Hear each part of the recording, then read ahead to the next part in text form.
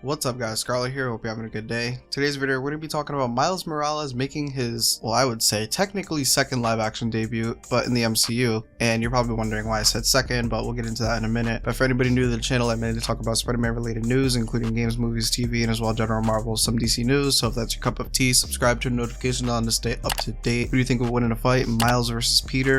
Comment down below. So this report is coming from @FilmOdyssey over on Twitter. This is the first time I've heard of this source, so take this with a grain of salt as I don't know how credible this source is, but on this channel I do cover anything rumored or confirmed. So they tweeted Miles will be in Spider-Man 4. He won't be the same age as Peter, he'll be younger, and a little bit of time will have passed since No Way Home from what they can tell. No word on if Donald Glover will return as his uncle, aka the Prowler. Miles being in Spider-Man 4 has been rumored a while ago. I talked about it in a video if you've kept up with my channel at least, or if you've heard it anywhere else anyway. Different things were said though, those different things being that apparently he would be the same age as Peter and be his roommate as well, but this is different of course, saying that he will be younger rather than the same age, which is interesting. I'm hoping like when Spider-Man 4 comes out, Peter is maybe like 21 or something, so like 3 years since No Way Home has passed I think would be a good amount of time, because I think that gives like a good amount of time for like off-screen character development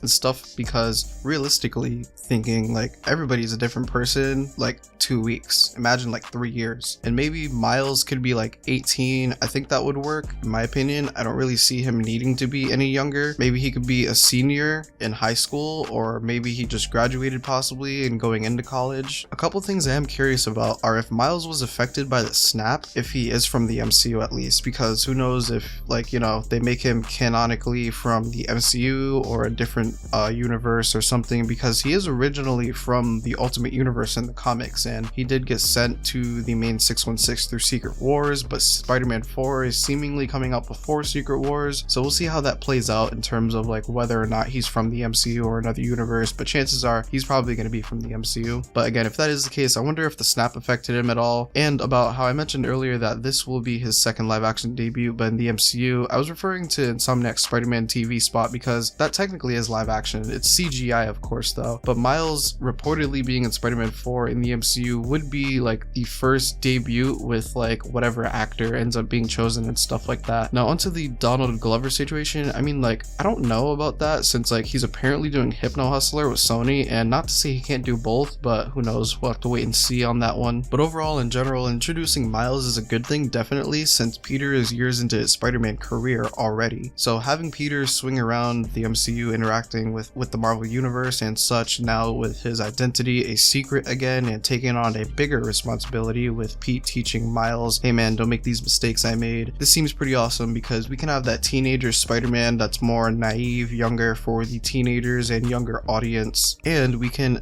at the same time have the older Spider-Man going through different non-high school teenage stories, and have Peter go through some more grown man stuff for the older audience that wants to see a more grown-up Spider-Man go through some more mature shit. I think this will be very fitting for the MCU if done correctly, I think, and it's much different than whatever Sony's doing with like Silk and Spider-Man Noir and whatever other shenanigans they have going on over there. This is a W. Hopefully they cast a good actor and all that stuff. I do know some people think it's too early for Miles, but I mean, come on, Holland has made it clear he's not going to play Spider-Man his whole life, so assumingly his Spider-Man will eventually bite the dust and Miles will have to take over, so that's more than likely what's being set up here. But again, we'll have to wait and see what happens. Tom could just be bluffing maybe to like get more money out of Sony, and you know, if he is, I don't blame him. But now I'm going to pass it on to you guys. What do you think of Miles hopefully joining the Marvel Cinematic Universe, and who do you think would win in a fight, Miles versus Peter? Make sure you comment your opinion down below so I can discuss both with you. With that being said, thank you for taking time out of your day to click on this video. If you are new to the channel and enjoyed this video, hit the subscribe button in the middle by clicking on my logo. If you already have subscribed, don't forget to hit the bell to turn notifications on to stay updated. Leave a like if you enjoyed this video. Lets me know if you guys want more of this type of content. Don't forget to check out my latest video on the left or on the right hand side of video, or playlist picked for you by YouTube's algorithm. Again, hope you have a good day. Hope you enjoyed the video.